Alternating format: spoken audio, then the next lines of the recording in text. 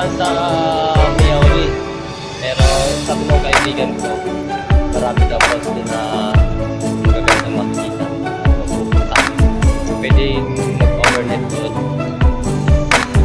Balik po ngayon nasa Changwon train station na tayo.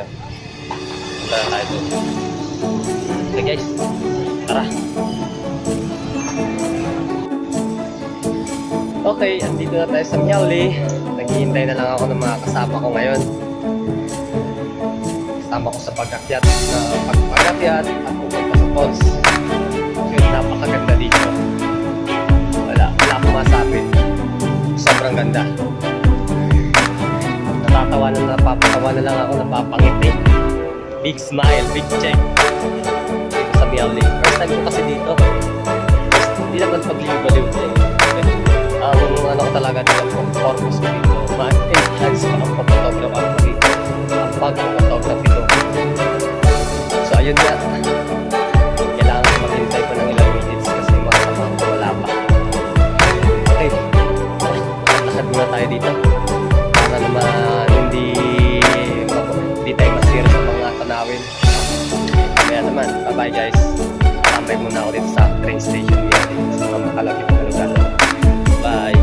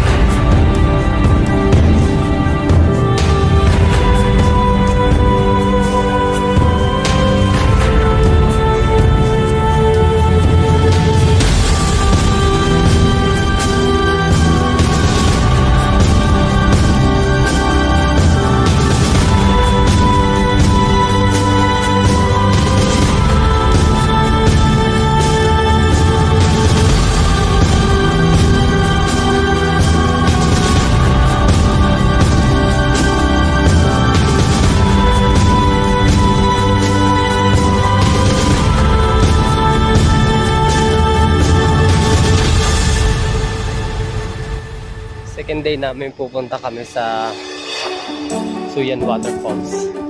Ito, lalakad na kami papunta ron.